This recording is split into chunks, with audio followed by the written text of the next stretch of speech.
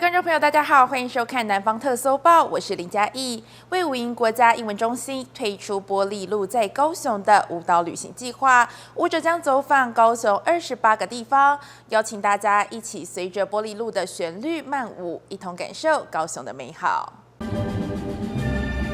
随着玻璃路舞曲的乐音，舞者在榕树广场半户外的场地中翩翩起舞，听到乐音的民众也不自觉地摆动身体。为五营推出舞蹈旅行计划中，就是要把民众一秒变观众。那这次很高兴可以在高雄这个地方，我们从原本在场馆的榕树广场每个月固定举办的五营来跳舞的活动，这次把这个舞蹈带出去。一般人要看舞蹈，大多要到表演厅坐着欣赏。魏武营的驻地艺术家计划先让舞蹈跳出魏武营舞境社区，在庙宇、车站、风景区等和民众不期而遇，期待民众有一天也能够走进表演厅来欣赏表演。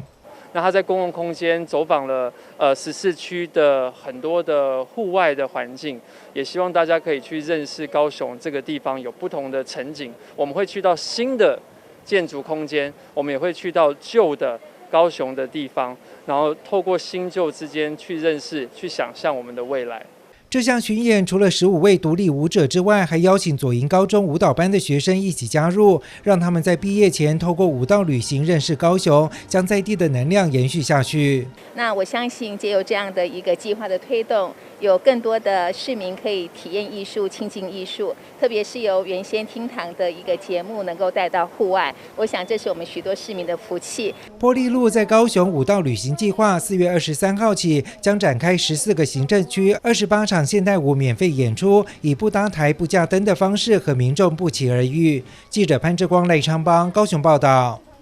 镜头转到台南，影视公司将在正统鹿耳门圣母庙开拍连续剧，日前盛大举行开镜仪式，由导演带领着剧中的演员向神明祈求开镜大吉，收视长虹。带您来看现场情形。黑水沟传奇之郑王赴台连续剧，3月22在土城正统鹿耳门圣母庙举办开镜仪式，活动邀请台南市议长郭信良、议员李忠诚、中嘉宽频、双子星三冠王有线电视总经理陈建春、副理罗启俊、郑成功祖庙主委、圣母庙以及市府相关局处代表，与剧中演员一同向上苍祈求开镜大吉，收视长虹。祈求妈祖保佑国泰民安，保佑本剧《黑水沟传奇之郑王赴台》开拍顺利，成功上映2代。黑水沟传奇之郑王赴台这出戏剧是由演员李新文担任导演，剧本讲述由郑成功赴台驱逐荷兰人的故事为背景，描述唐山过台湾，险渡黑水沟，冒着九死一生来台开垦打拼的历程，是一出不分族群、令人感动的台湾历史故事。他讲的是400年前郑成功东入台湾，收复台湾的第一步。那他讲的有亲情、爱情、友情啊，其实它是一个古装的偶像剧，以郑成功为背景。这故事我是希望能够把它拍得更精彩，呈现给观众的时候，希望大家会喜欢这部戏《黑水沟传奇之郑王赴台》。黑水沟传奇之郑王赴台的前导片，如今能顺利开拍，除了感谢文化部补助以外，导演李新文也特别感谢海军陆战队、云嘉南联盟、中嘉宽频以及许多地方士绅大力协助。这边要特别感谢陆战队弟兄啊，也加入我们的阵营，然后帮我们去做很多将官啊、士兵的一些演出。在那边特别感谢云嘉南陆战队退伍军人协会蔡理事长，还有所有弟兄一起来帮助我们完成这个历史的使命啊！感谢周围所有帮助我们的中嘉集团啊、中嘉电视等等。荣幸啊，可以参与这一部戏剧的这个赞助哈。那最主要是我们会提供他们在台南市这边相关的一些宣传哈。那还有我们的摄影棚也会借给我们的这个制作团队来制作相关的一些故事场景。那中嘉宽频、双子星跟三冠网也是在地的媒体，那也很高兴有这一次的机会可以协助这部戏剧的这个制作。那希望借着这一次的机会呢，也可以让我们的本土的影视产业更加的蓬勃发展。我们非常感谢制作单位呢，能够借由郑成功的史迹呢，拍成电影，让大家知道台湾的历史。这个我们非常的感谢。戏剧《黑水沟传奇之郑王赴台》结合纪录片、偶像剧、剧情片等创新风格手法，在历史相关实境古迹及美景来拍片，结合故事人物情感传达，希望带给观众有血有泪、不分族群的感人故事。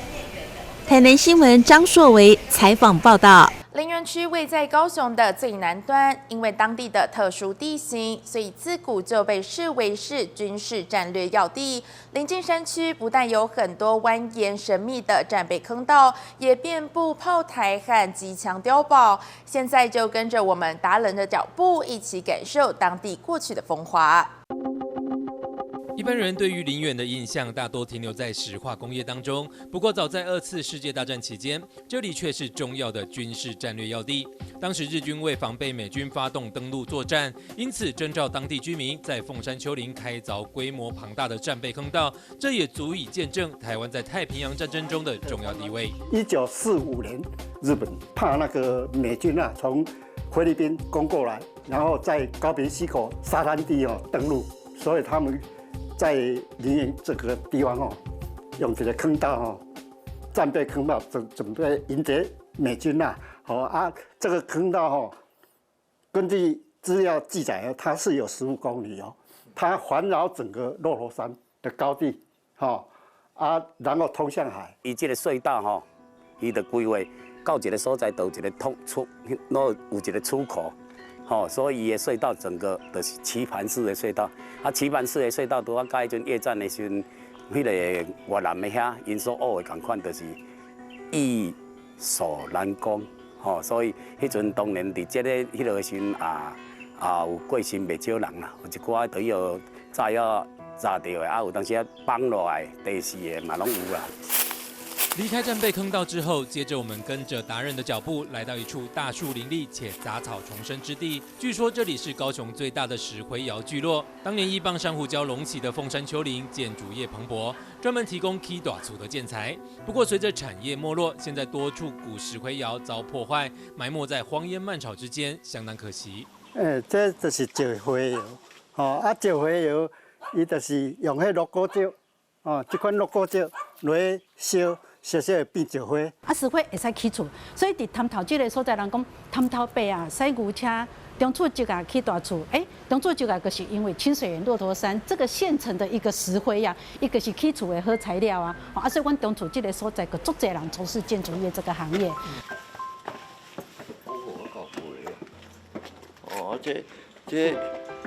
这较早你若有窗这拢一间一间房间就对了。因为军队驻扎、人口密集，加上是工业重镇，不难想象林园当年的荣景。而眼前这栋老建筑安乐楼，曾经是当年最奢华的大酒家，甚至一度被征用为军中乐园。上下2层么字形的建筑，加上气派的巴洛克风格，即便红墙斑驳、实体老旧，也隐藏不住过往风华。迄阵我是35、6岁，伫这边走来走去有看平安来去，顶悬咱有在行来去啦，草熟分钟就有嘛。现代大楼较水的无人要参观啦，大家拢要来这参观啦。看到这间才知影讲阮林门，迄个时代是非常的繁荣。位在高雄市境之南的林园区，不但同时拥有山海河港的美景，也到处存留着历史的印记。周末假日，大家不妨抽空前往，细细品味过去那段光阴的故事。记者王一群、周福庆，高雄报道。为了帮助弱势学童努力向学，中嘉宽屏青年港都连续9年捐赠奖助学金给高雄市南家福中心，今年更是捐赠了100万元，金额累积达到850万元。活动除了安排在澄清湖烤肉之外，还准备了媒体试读闯关游戏，相当热闹。中嘉宽屏青年港都长期重视学童成长教育，从103年起就持续捐赠奖助学金给高雄市南家福中心，今年是第9年捐赠。在与会贵宾见证之下，由总经理杨慧雅签下100万元的支票，累计捐赠金额达到850万元。我想中嘉宽屏青年港都有线电视连续已经跟南家福中心透过这样的一个平台，我们连续资助9年，一共有850万的奖助学金，提供给我们家福中心的一些需要的家庭。那我们希望借由重视这所谓的教育，能够让我们的一个善的力量能够继续的延续。最近因为新冠疫情严重，影响了各界捐款意愿。对于中嘉宽屏青年港都以地方企业不忘善尽社会责任，为教育不遗余力的伸出援手，与会贵宾都表示感谢。中嘉集团在这个过程里面也奉献许多，这都是我们社会善的循环啊。我们个人也非常的站在市府的立场，站在我个人立场也都非常感谢。那我们希望说这个爱心能够持续下去，让整个的社会变得更美好。更感觉说青年港都这样的资助真的很重要，也让这个家庭有一个机会让孩子继续读书，而且有机会用教育的方式来脱贫。希望我们的孩子都能够在求学的路上能够更加的顺利，然后未来能够贡献自己的力量在社会。非常谢谢中嘉宽屏青年港都的一个协助。这一次的奖助学金捐赠活动，除了安排在澄清湖烤肉之外，活动中还设计了媒体试读闯关游戏，教导学童如何辨别真假新闻，提升学童正确新闻认知能力。在知识是力量的前提之下，我们必须 catch 的是正确的资讯。那怎么样让小朋友可以借由正确的资讯产生更正确的价值观？那这是我们这一次活动最主要的一个目的。我想媒体试读是我们当代人最重要学习的一件事情。我们怎么样去找到正确的资讯？我们怎么样子去判别在资讯过程里面的真假的含量？那怎么样子去找到一个让这些事情能够被厘清的方式，其实是非常重要的。中嘉宽屏青年港都身为在地媒体，希望善用自身资源，为媒体教育尽一份心力，也期待更多企业善尽社会责任，协助弱势学童努力向学，用爱心温暖社会。记者邱建勋、赖昌邦高雄报道。高雄市左营区福山国小推动广达游于艺的计划，将画家夏卡尔的多幅画作在校园里展出。学生们透过名画导览和表演艺术等方式，重新演绎画作的内容，也从夏卡尔的画里启发对高雄著名景点的探查，从而更认识自己的家乡。福山国小的学生舞动肢体，用光合影的方式重新演绎犹太画家夏卡尔的多幅画作，也用导览解说的方式，让参观者进入夏卡尔感情丰富的绘画世界。在这个里面，我学习要如何从不同的角度去欣赏每一幅作品。一开始我是觉得，这就是一幅画。那现在我可以从画作中看出很多不同的东西，就是我们做的那个动画，然后就会感觉他们很快乐，然后享受着快乐的时光。这是广达游于艺夏卡尔爱与美的专卖店教学成果展，将夏卡尔的画作带入福山国小，转化为学习的课程，让老师们发想出更有创意的教学方式，丰富学生的艺术美感教育。譬如说，像刚才我们看到，有表演艺术的呈现方式，那当然呢，也有这个视觉艺术的表现方式，就是带着小朋友去做这个画作的创作。那当然也有这个乡土情怀认识自己家乡的这个文化背景的一个课程的这个设计。师生们参考名画作品，创作出福山小包厢动画短片，以及学习夏卡尔的爱乡精神，探索高雄著名景点，也用花朵表现爱的精神，将校园营造出充满爱与美的艺术氛围。学生的表现真的是出乎我们意料之外我们认为爱或许是跟学生还有一段距离，没有想到在生活当中，他们能够发现同学的爱、老师的爱、跟家长的爱，甚至延伸到对社区的爱所以这是我们在这个展览当中我们看到一个最难得的一个部分。学生他了解艺术作品背后所代表的生命故事，去导览，然后老师呢去设计课程，让孩子一起，不管是课程活动一起来参与。艺术无国界，福山国小的师生们从犹太画家夏卡尔的画作中吸取爱与美的元素，让校园瞬间变成美术馆，厚实师生们的艺术能量。记者潘志光、赖昌邦高雄报道。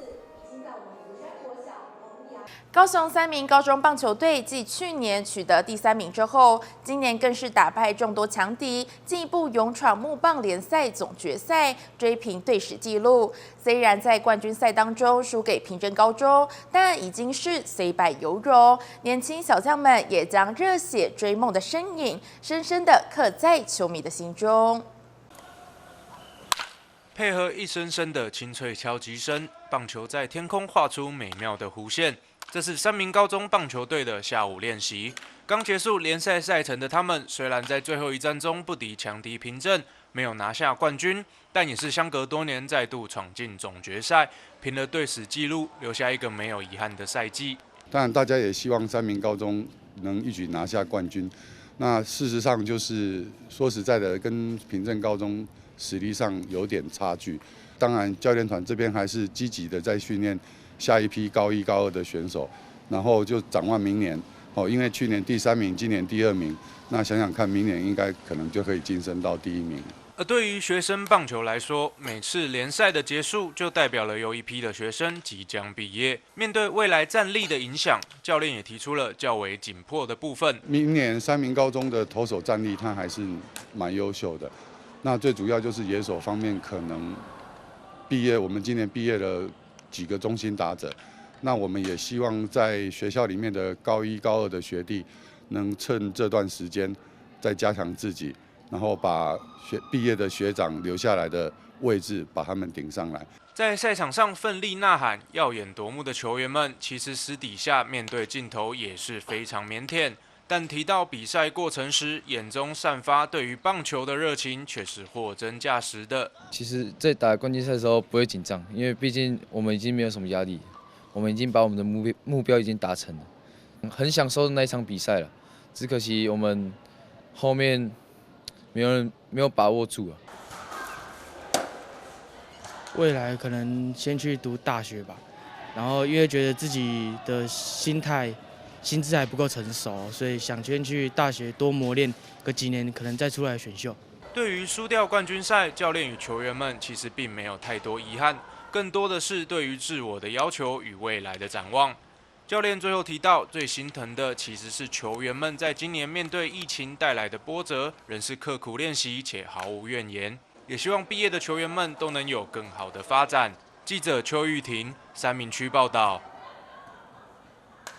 接下来要介绍的这家饼店经营至今已经60年了，第2代的老板黄美女勇敢承接上一辈的产业，以主要的产品面粉酥为例。虽然纯手工的制成很辛苦，不过仍然坚持要客制化，也因为这样，商品还是非常受欢迎。制作古早味面粉酥，用这个锅子看起来就很有年代。业者控制好麦芽糖分量，搅拌到起泡，再将煮好的面粉和蛋一起搅拌到平均。看起来简单，却相当的辛苦。这就是传统的订婚大饼。业者强调，和现在的沙琪玛是不同的哦。从小跟着爸爸学做饼的黄美女，8年前不忍心饼店要熄灯，所以勇敢承担。虽然手工过程对女性很吃力，不过那份维持家业的心一直坚持至今。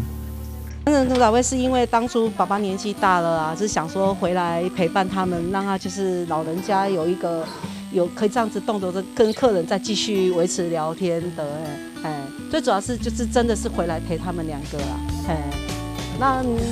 对啊，你说家计上就是生活过得去就好了，对。说真的是这个工作都很辛苦，每样工作都辛苦啦，都是要付出代价的。走过一家子的老店，黄美女除了延续爸爸所研发鸡、鱼、肉3升的包装，口味上则创新多了黑糖，同时迎合现代人养生概念做了减糖，加上不粘牙的特色，都让老顾客不时来捧场下订。因为古早味的。啊，袂歹。介绍甜。我咧食无。我身体无啥好，无啥食。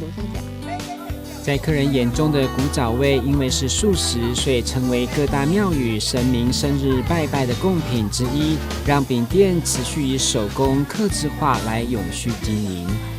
像我现在做的这乌龟，就是客人他如果是跟我订那个要拜什么的话，我就做什么，比如说乌龟啦、猪羊啦，还有那个3牲5牲啊，就是他需要拜什么的时候，我就做这样子。大小只就是看客人。他如果想要大一点的话，我就做大一点；他小一点，我就做小一点。台南喜素聚落唯一的饼店，每一年都积极配合南区公所昆喜湾乐活文化季的游客体验，要用淳朴的古早味来赢得大小朋友的心。记者郭恩吉和乔邦台南报道。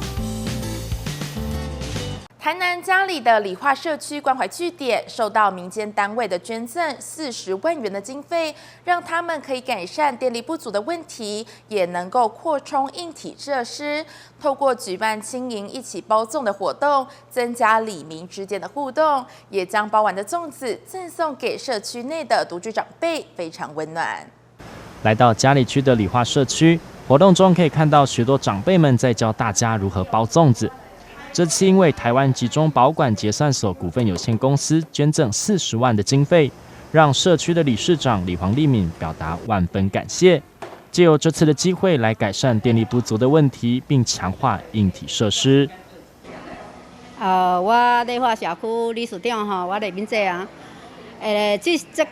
足感谢植保予我这个经费40万，予我会当予我改变我的社区。我1楼2楼电拢无够，已经30档拢旧啊我呢全部电装换予我一台冷冻厨，因为我倒来米拢生鹫久，嘛足感谢植保予我这回，予我所有予我的40万的经费，我来换一台迄落卡拉 OK 红唱歌。当食呢，真热热啦，所以今仔庆祝来北藏来庆祝植保，予我感谢，予我的这条经费，予我这社区足好的，足好的。这次透过青银共同参与的方式，一方面感谢捐赠单位的热心，同时透过长辈们带着大家一起包粽，其中代表的传承的意义，共同将传统的美食制作方式传承下来。青年共餐予一寡少人的志工妈妈来北遮予遮的老大人就会晓的、甲袂晓的大家来北藏就送予一寡遮外口的独居户。透过活动落实社区的照顾以及关怀，单位也将这次所包的粽子送给社区中的独居户，落实在地化的社区照护，同时可以促进世代的互动，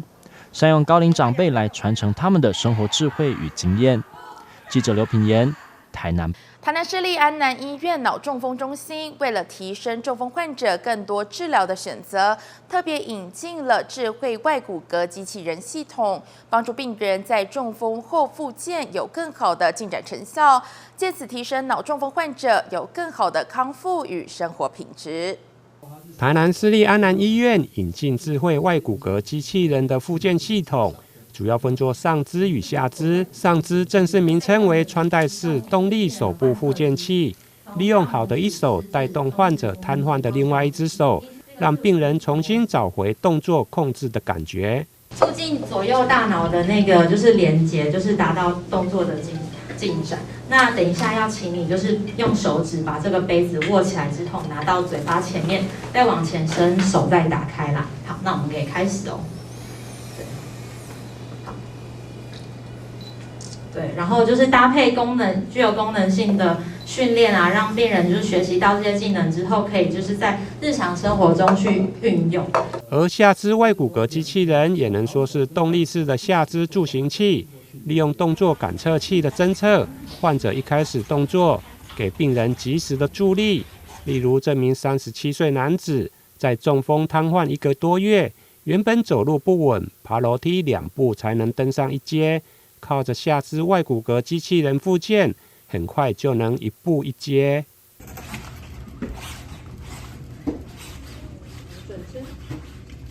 对于每一位病人来讲呢，他们其实恢复的这个进展都不太一样这样。不过我们就是说，在经由机器人的这个手臂的复健之后呢，我们可以看到就是说这些病人从手部原本的几乎不太有动作，然后开始慢慢的手部有一些抓握的能力，然后力量呢开始有改善这样子哦。从原本的大概肌力只有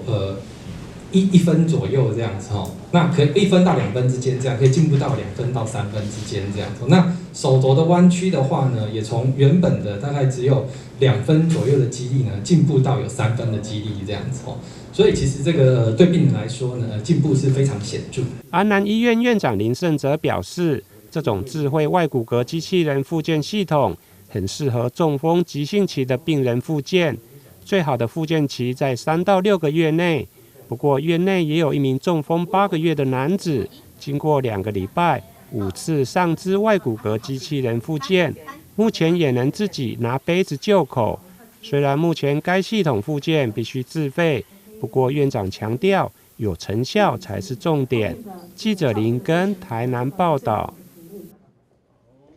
以上就是今天的南方特搜报，感谢您的收看，我是林嘉义，祝您平安顺心，我们下次再见。